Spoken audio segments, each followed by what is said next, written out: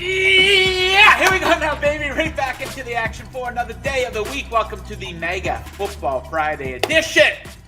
Before you, Pat, and we're running hot, baby. Cooking yesterday. We combined to go 10-2 with our picks across Thursday Night Football and the NBA. I went 5-1 overall. One of those nights, baby, flying high. So we're going to try to bring that into this evening, into the college football today and Saturday, and of course the NFL games on Sunday. We're covering it all on today's show. Brad Powers is going to be by here in a matter of seconds, followed by Jingles for NFL, followed by Jon Metler to break down our best bets for the NBA. Okay, if you guys want to participate in the show today, very easy to do so. Hit up that live chat right down there on YouTube. On next, let us know, what do you like? Championship weekend here, college football. What do you like? What's your lock of the weekend? In the NFL, who do you like in this Celtics-Bucks game tonight? Good-looking one. Bucks have turned the corner. We'll see if they can give the Celtics here a game. Okay, let's get into it. Let's get right into the action. The college football action with our guy down there in sunny Las Vegas, Brad Powers. Brad, how are we making out? Hey, doing well. Thanks for having me. Great. So you were on Monday's show, and you gave out Tulane at -4.5. That line is holding steady. You also gave out Alabama at even odds to make the playoff. I don't think you would have met a lot of resistance with an argument for that one, but it's at -400 now, Brad. CLV Trophy of the Year for you here, potentially, or what? It's up there, although I've had 20-some points in a few games that I bet in the summer in college football, and I've lost. So, yeah. Buckeyes last week, I laid 4, and I lost that game when they closed 20. So, there's no sure things in this world, but I thought it was a really good bet, and that's why I gave out you know me, I like to give out games, but man, that one was screaming value to me on Monday. All right, roll tide, baby. Okay, so a big weekend here in college football gets going here this evening. 3 games on the board, headlined by Boise State taking on UNLV. Any thoughts on that game? Yeah, obviously headlined by the fact that the winner's in the college football playoff, even if it's UNLV. So a lot at stake here, to say the least. It's a rematch from an earlier game that Boise won on the road by 5. They were laying like 4 in that game. So, you know, now they were laying 4 on the road. Now they're, 4.5 at home. You got to like Boise, right? No, I don't. Because ever since that game, what I've seen from Boise is they've been pretty tight. They haven't impressed me in any performance. In fact, they should have went 0 against the spread, if not for a very fortunate cover against San Jose State. Meanwhile, UNLV is taking care of business. Their schedule got a little softer, and they've been beating teams and blowing them out. So I think UNLV did as good of a job, if not the best job, in containing Genty earlier this year. They limited him to 3.9 yards per carry. I think they'll have something similar in store, get a little bit more out of their offense. I lean UNLV tonight. All right, a nice compliment just came in, Brad, from Jason Julius. Says, I respect the hell out of Brad. Good show. There we go. So someone respects the hell out of you, Brad. Good stuff. Welcome, Jason. Okay, let's get into the games here tomorrow, starting with the Dr. Pepper Big 12 Championship. Iowa State, Arizona State. Arizona State has covered in 5 straight games. What do you make of this matchup? Yeah, it comes down to a key injury here for Arizona State. Their leading wide receiver, Jordan Tyson, is out. He's a 1,000-yard guy. He's by far their leading receiver. Their second leading receiver is actually the running back, Cam Skadaboo, and I think it's all going to have to come down on his shoulders. Now, Cam Skadaboo is capable of carrying the load, but I think when everybody in the stadium knows that he's going to be their only option, I think that's advantageous for a well-coached Iowa State team. So I'll walk you through it quickly. Saturday night, Iowa State opened a 1-point favorite. I'm like, oof, I think Arizona State should be a 1-point favorite. So I bet Arizona State, but I made, with the Tyson injury, I made the game pick. So numbers matter. Injuries obviously matter. So with the game pick, I'm leaning Iowa State here, +1.5. Not a high value bet for me, though. Okay, a couple of big boys here. SEC Championship, Georgia, Texas. We know what happened when they met during the regular season. Georgia led 23-0 at halftime in that one. Line right now seeing Georgia as a 3-point dog. Total 50 points. What do you think of this game? Yeah, I know what you said on the total 50. You want to maybe go under? I would want to go under too if it was like a normal 14 playoff, winner in, loser out, everything on the line. Both of these teams are in. So do you get that, all in effort? I'm not sure. What I will take is Georgia +3. You can shop around. There's plenty of threes available. And reason being is number one, they're playing close to home. They'll have the crowd edge. They're used to playing in the stadium. They play in the stadium multiple times every year. So familiarity with the surrounding, I like that. And I also got anytime you got Georgia with a plus sign, they seem to bring a little bit extra edge, a little bit more motivation when they're laying double digits. Laying 14 or more, they're 0-7 against the number this year. But when they're, the games are competitively priced, you seem to get an A effort. And if you get an A effort from Georgia, it's as good as any team in the country. So I'll take 3 playing close to home. Kind of like the Kansas City Chiefs of recent years when you talk Yes. about, the tight spreads. Yeah, good observation there. Okay, next up, Oregon, favorite by 3.5 over Penn State, another total of 50. So Penn State, 0-8 straight up, 2-6 ATS in their last 8 games as an underdog. Do you think they can get over the hump here in this one? I don't. I lean Oregon. I lean over, but I don't want to lay 3.5, obviously around a key number. So let's combine the two and go team total. Oregon, we're going to go over 27.5 here. Generally speaking, I think Penn State's defense is overrated. They have faced a total of 2 top 50 offenses this season. They gave up over 400 yards to USC. And I know you're going to say, well, they limited Ohio State to 20 points, but the reality was Ohio State was banged up. Ohio State had a red zone-ish turnover that was really bad on Will Howard. Who would have thought that? And what I saw was Ohio State, when the whole stadium knew that they were going to run the ball, Ohio State ran the last 12 plays of the game all on the ground, ate up the final 6 minutes. I think this Penn State defensive front and the entirety of the defense so overrated. Oregon, a healthy Oregon offense will take advantage. Just go over 27.5. Okay, last but not least, and then we'll get your thoughts on another game, is the ACC Championship. Clemson is a 2.5-point underdog. They've been a bad bet lately, 1-5 ATS in their last 6. SMU coming in with quite a bit of momentum. And one of your best bets of the weekend. What is it for this game?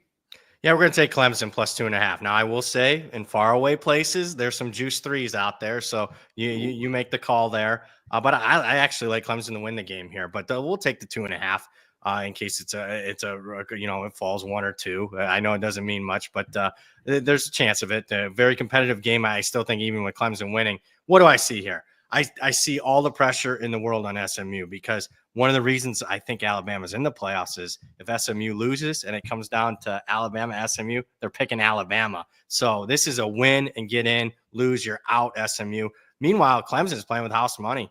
Who would have thought after last week losing to their rival, South Carolina, that they'd be in this position to still make the ACC championship game and still get in the playoffs? Dabo as a dog, I much rather have in that role than laying points. And I gave out South Carolina on this show last week. South Carolina won. I'm here to tell you, I think Clemson was the right side, and we were fortunate to get that win for South Carolina. So I actually came away impressed with Clemson, and I think their defensive line takes advantage of a relatively weak SMU offensive line that hasn't really seen anybody because they haven't played a top 40 opponent in 2 months. Okay, Brad, anything else on your radar this weekend outside of the bigger conference championship games? Yeah, there's one.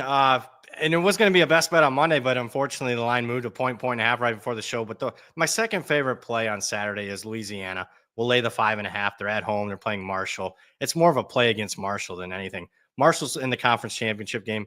They've been outgained in conference play this season. So a fraudulent team. And Louisiana lost their quarterback, but their backup has as much experience as any backup quarterback in the country. He's covered both games that he started here in the last 2 weeks. So Louisiana -5.5. Marshall's head coach, this will be his final game. He's going to leave for another job after the weekend's over.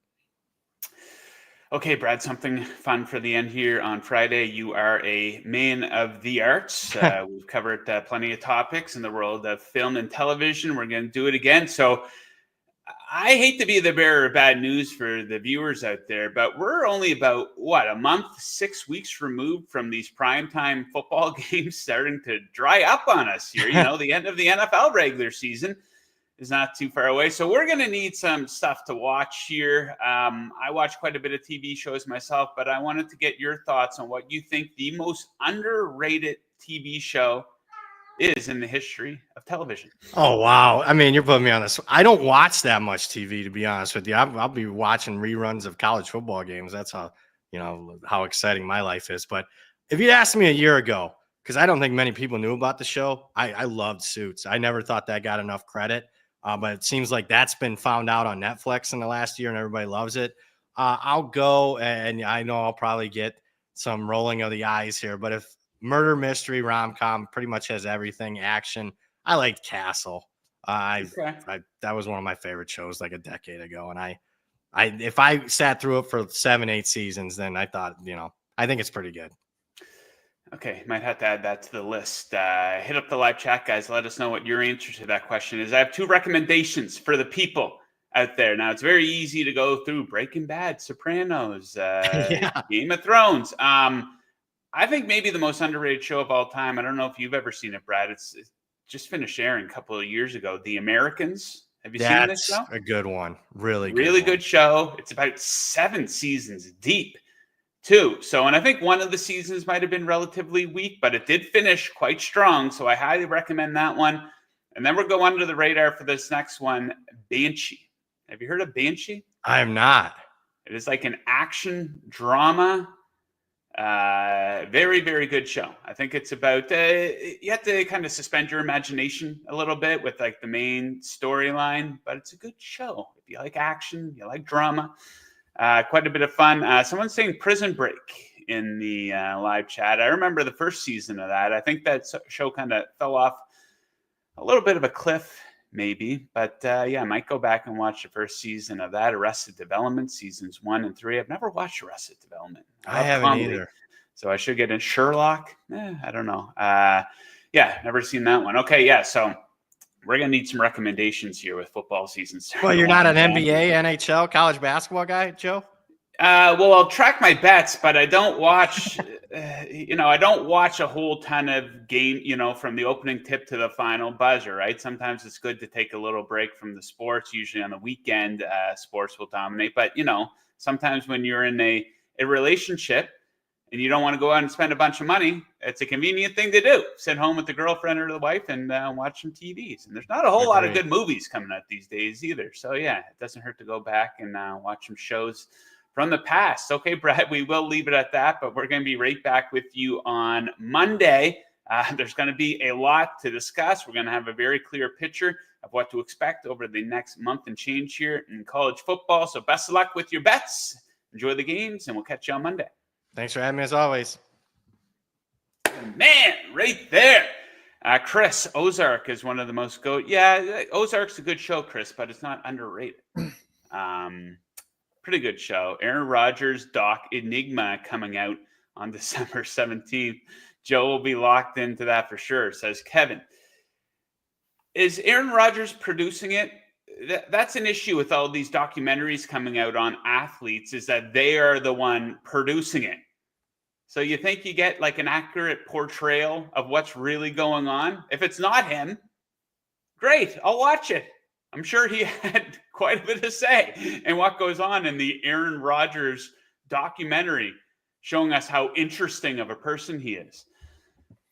I actually don't have a lot against Aaron Rodgers. I think, I trash the Jets any chance I get, but I don't really have an issue with Aaron Rodgers as a person. It was more of the hype, the undeserved hype that he brought to the New York Jets. All right, the boys kicking around some TV shows.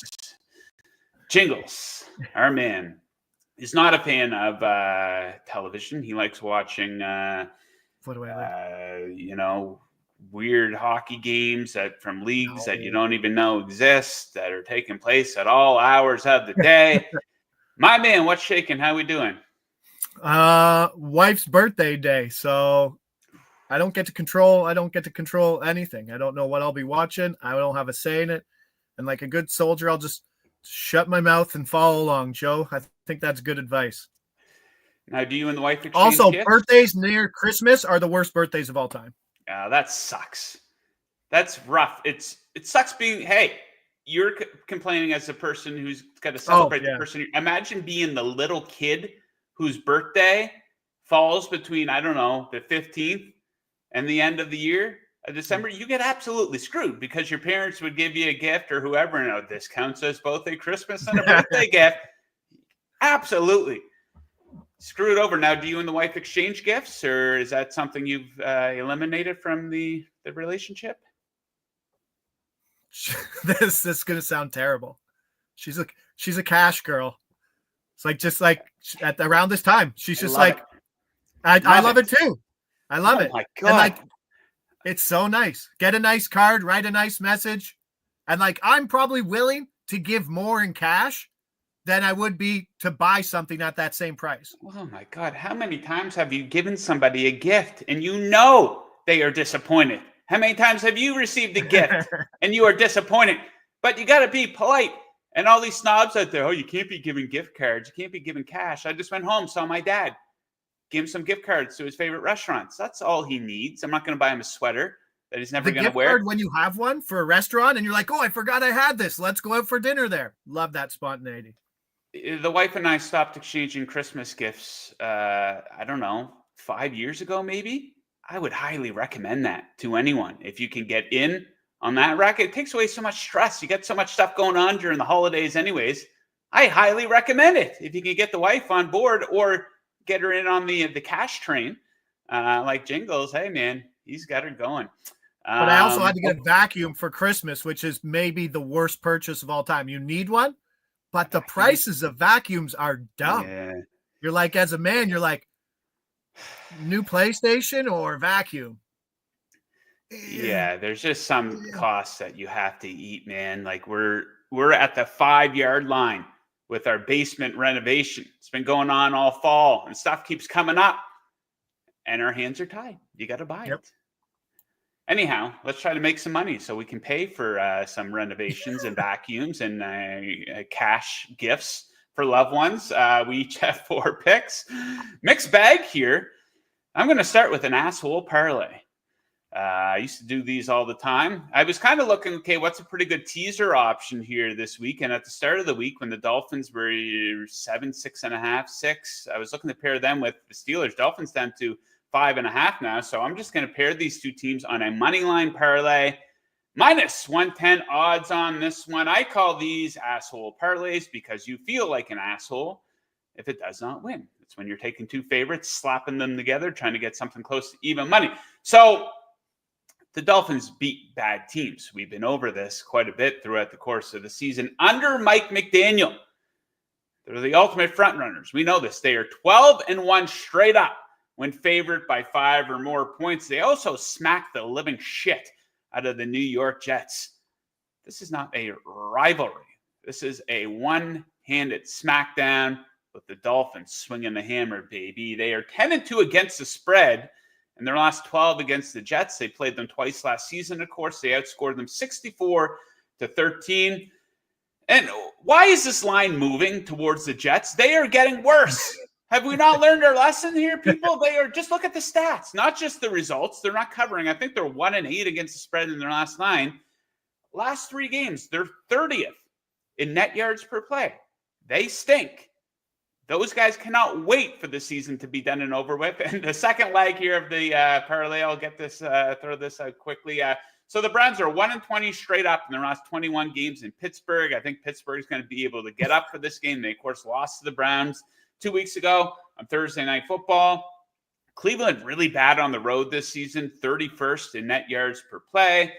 Steelers, 4-1 straight up ATS on their home field. So Dolphins, Steelers, money line parlay minus 110. You like a player in that Browns Steelers game for one of your favorite player props this week. Break it down. I don't like the player, Joe, at all. I don't like Nick Chubb at all. But I just think 38.5 yards. When this was 51.5 last week, like we've understand the situation that Cleveland has had to pass heavily from behind. But if they can keep something tight in a divisional game here, I mean, that's why he's projected for 55. Do the Browns really want to sit there and establish the passing game early after what happened last week? I don't think so. I think you'll see a lot of Nick Chubb, and you need to see a lot of Nick Chubb because he's got 3 yards per carry. That's why this number's low. I'm not saying this is a good running back right now, but this is probably the worst we've seen him. Before the game in the snow, he had gone over this number in 4 straight games. He's gotten big carry games. We're talking 15 plus in 4 of his last 5 games. It's a small number. He's gone over this in 4 weeks before the snow game in week 13. It's just a buy low spot. It could take a few carries, but he's still getting 70% of the carries. Quick question for the live chat here. Pretty engaged here today. We've been doing quite a bit of parlay content on the show lately. Metler hit that big one on Monday. Jingles came kind of close to hitting that 20-1 last night. There's been a couple big ones in the past. Do you guys like parlay content? Do you want more parlay picks on the show? If so, type in the chat yes to parlays. If not, you can type no to parlays. Continuing with the picks here, the Kirk Cousins revenge game. I think it's going to be more like the Vikings getting their revenge on Kirk Cousins. I'm going to take the under 46.5 for this game. So check out this trend. Since the start of November, these teams are a combined 8-1 to the under. The Falcons haven't scored more than 17 points in 3 straight games. Vikings, one of the top home field defenses in the NFL. They've held 4 of their 6 opponents at home to 17 points or less. Really tough spot here for Kirk Cousins to turn things around. You know, his story here lately, 6 interceptions to 0 touchdown passes over his last 3 games. Now he's going up against a defense that leads the league in interceptions and has the 3rd highest pressure percentage. And I think the Vikings are a little familiar with Kirk Cousins, too. You think that's fair to say? And also, you dig into the stats here, 3rd down and red zone issues have been a problem for these teams over the past couple games, especially the Falcons. So we'll take under 46.5 there. Jingles, Drew Lock, baby. Let's go. He got that Giants team total home for me last week, and you were betting on him this weekend. I just really like betting on guys that are playing for their career.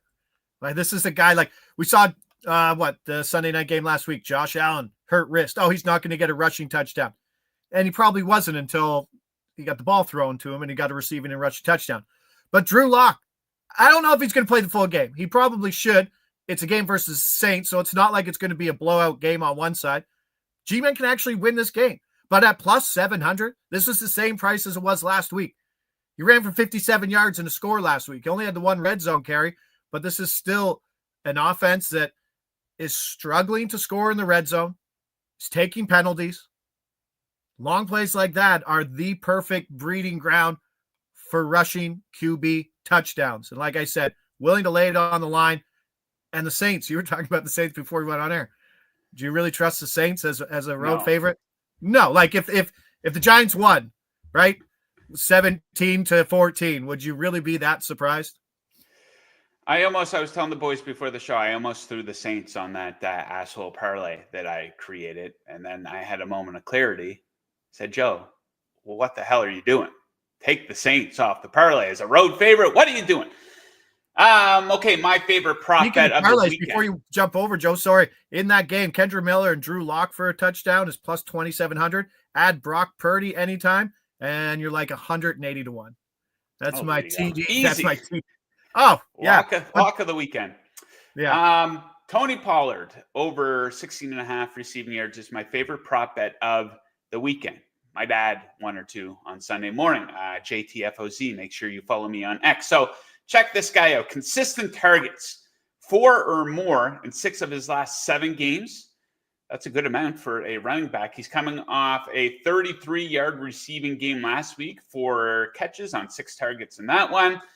Pretty much no competition whatsoever in the Titans' backfield for this guy. He's 6 in total snaps among running backs in all of the NFL.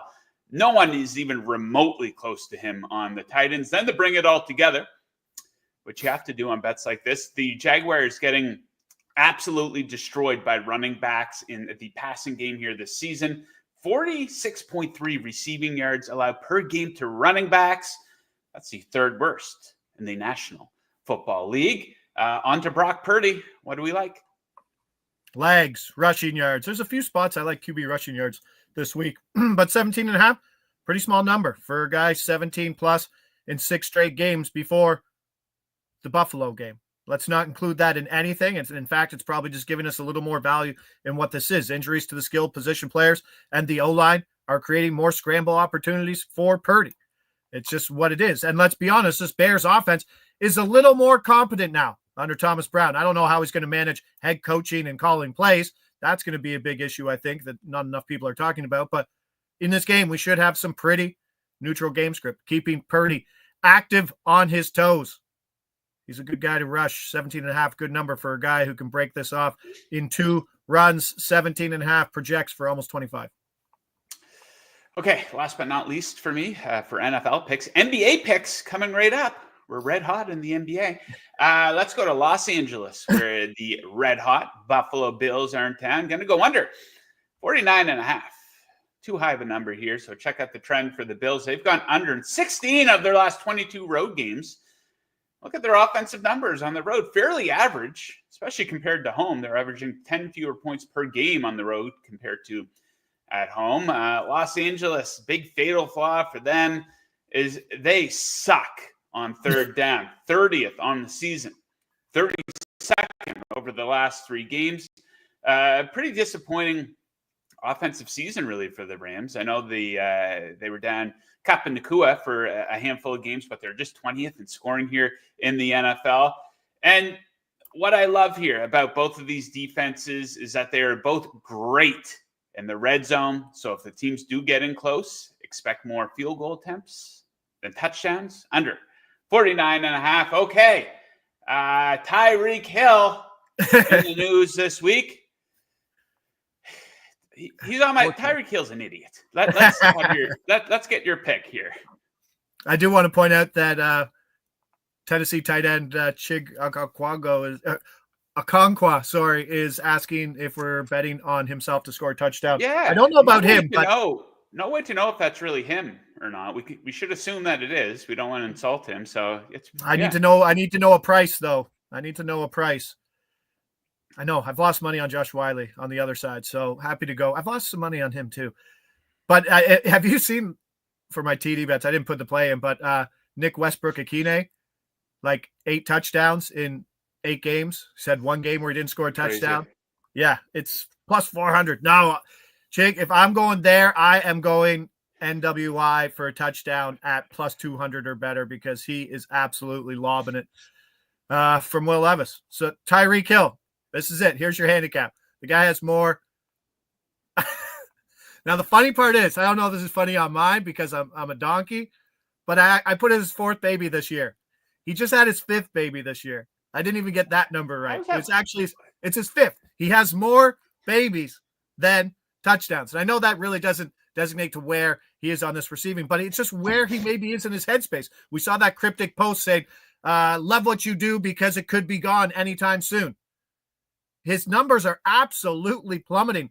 And I'm so happy he got garbage time yards last week on Thursday because he had 1 catch for 2 targets and 2 yards going into the half in that game. His touchdown was a fluke. It was tipped. It was right to him. He didn't celebrate. I'll give him that. But this is a person who is moved down the ladder. Like Jonnu Smith is ahead of him in first read looks. Okay. Jalen Waddle might be ahead of him. We're starting to see some more love with Washington in the passing game. Ajay might be ahead of him. He's become like the number 3 option, and this number is falling. I'm playing this to 58.5, but there's a lot to not like about Tyreek in this situation outside of just not being maybe the best human being. Where do you stand on that? You can't be having like 10 kids with like 8 different women. It's not a responsible way to be within society. Here, if you want to have a bunch of kids with the same woman and you're going home at the end of the day as their dad, but we're not going to get all dramatic or serious about it. But Tyreek Hill, probably not a great person. And as a football player, absolutely trending in the wrong direction here, man. And there's been some injuries, wrist injury, and people might use that as an excuse, but that's kind of the point here, guys. Like, he's getting a little bit older. The injuries are starting to be a real factor. Like, that was like a lot of the criticism of Aaron Rodgers when he went to the Jets, or some people defended that last season in Green Bay, they're like he was injured. And I would say, well, that's kind of the point. He's 30, late 30s going, and he's not going to just get healthier all of a sudden.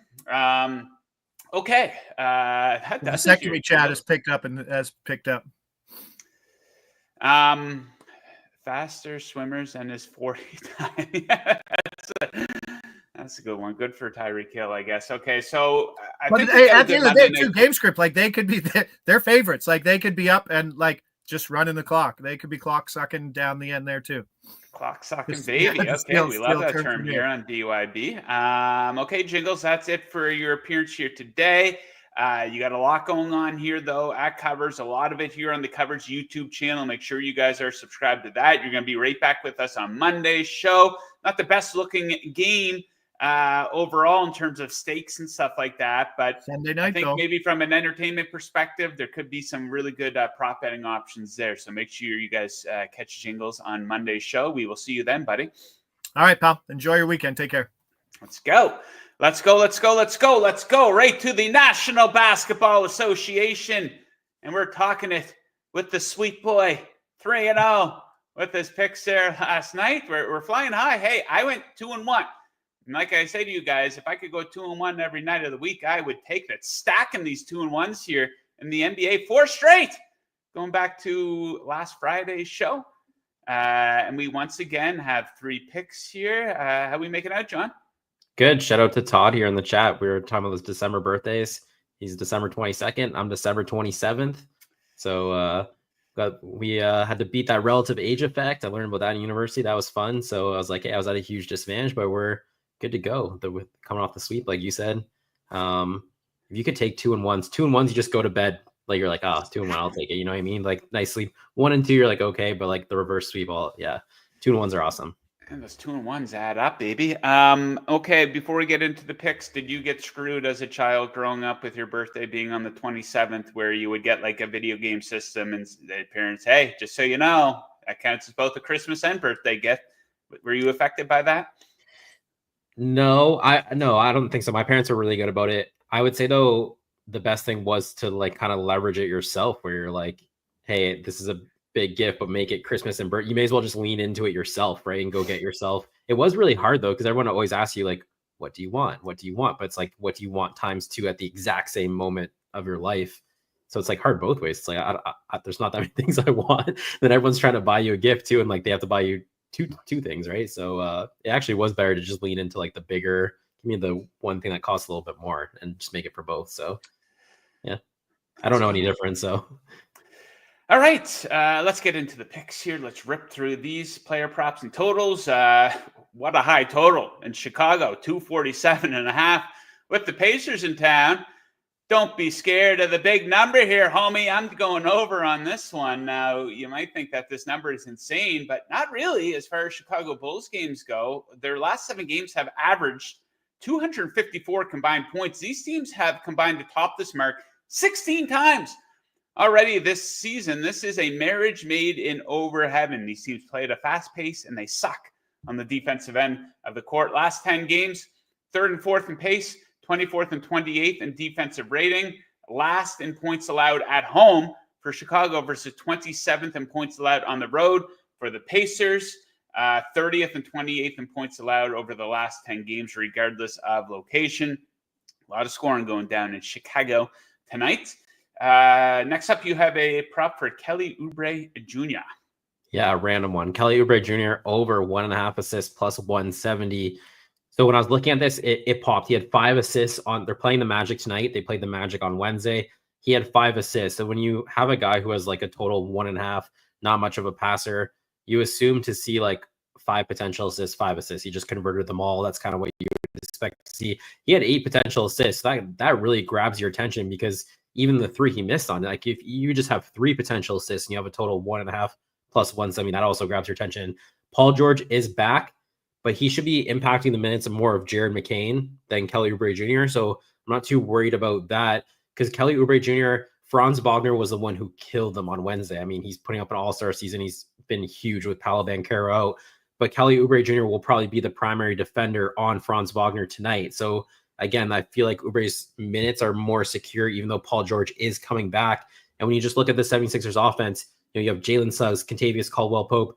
They're going to be harassing Paul George, Tyrese Maxey. You're going to need probably some other people to create, some other people to get shots, maybe even just a swing pass, because the Magic are really good at closing out and all those things. So I think the matchup also plays into Kelly Oubre Jr. here. So I went over 1.5 plus 170. Okay, so I like a lot of points in Pacers Bulls, and I like a lot of points, not too much, but a good amount from one player in particular, Nikola Vucevic. Going to take him to go over 21.5 points here. So he's red hot. This is as hot as he has been all season, so we're going to try to capitalize on this. 92 points in his last 3 games, a season-high 39 last night. 2 games ago, he had 32 versus the Boston Celtics. He's usually right around this number, average of 21.7 points per game on the season. And a lot of pass to a lot of points here potentially for Vucevic. Pacers' interior defense is non-existent. 28th in points allowed in the paint over the last 10 games, and some people might be scared off of it being the second game of a back-to-back. He usually plays pretty well in this situation. He's averaging 23.4 points in the second game of a back-to-back this season. That's a carryover from last season where his shooting numbers were pretty good in this spot as well. So Vucevic to go over his point total. From Vucevic to Giannis, what do you like for him in the big game in Boston tonight? Yeah, Giannis Antetokounmpo over 5.5 assists plus 110. I put on the graphic here, Al Horford, Kristaps Porzingis question mark, because they were both questionable. We've actually got the answer to this question. Porzingis is out. Horford will play. So Horford guarded him last time they faced each other. He was the primary defender because you need like a big physical guy. I don't think Horford has the foot speed to keep Giannis in front of him. It was pretty evident in their last matchup. I think Giannis had like 45 points.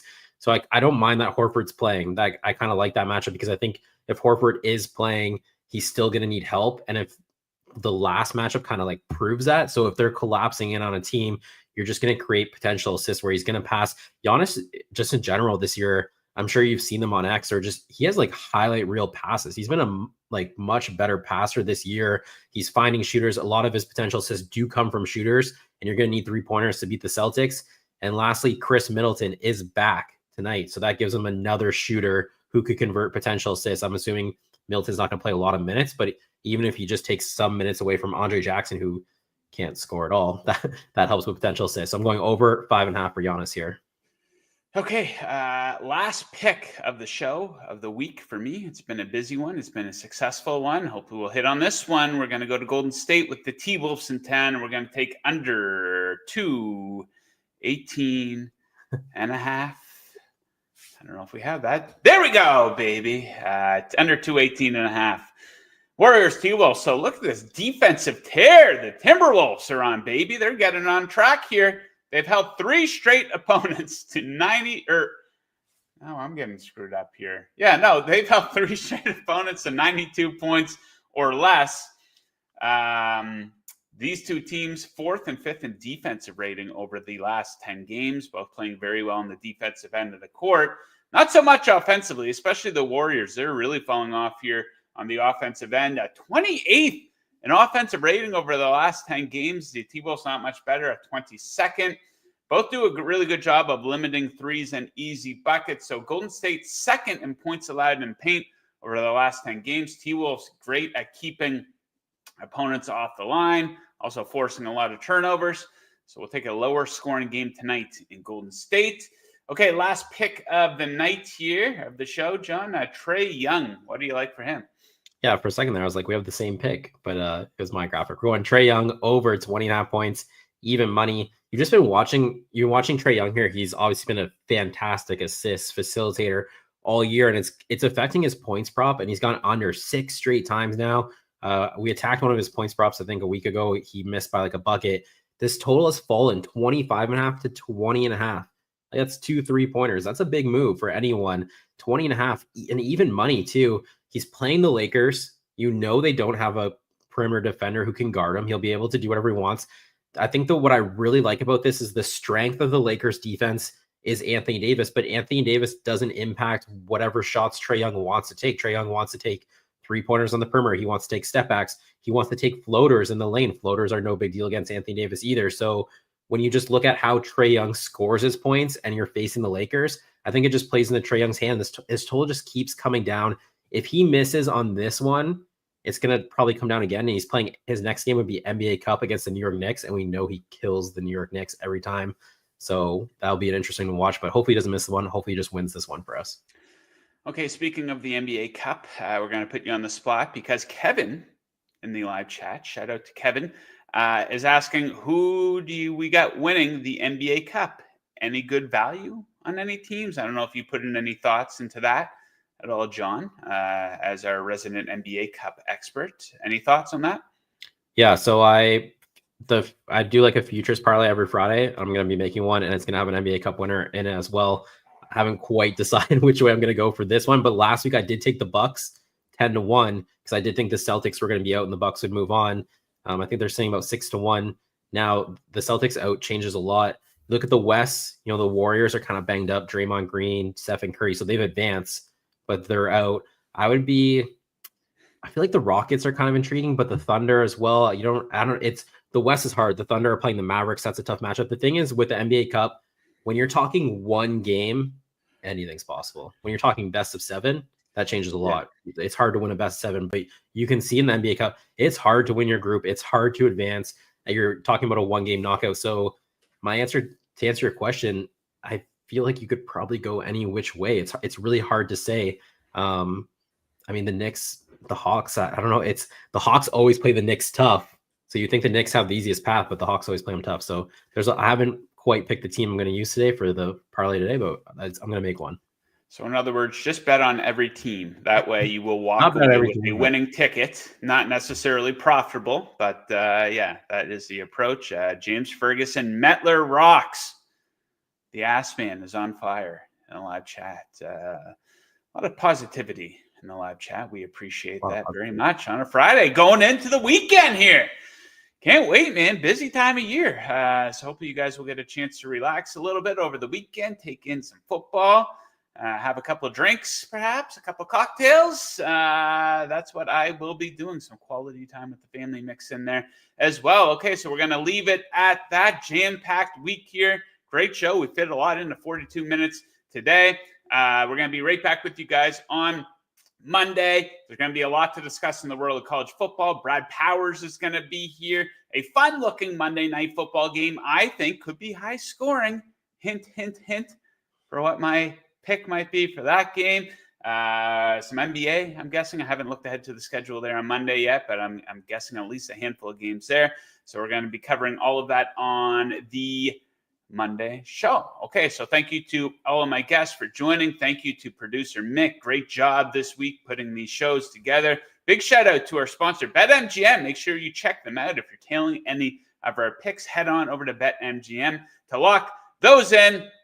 Thank you to all the great viewers for tuning in today, this week. Best of luck with your bets tonight, Saturday, Sunday. We will catch you guys again on Monday. Let's go, Miami Dolphins, baby. Woo!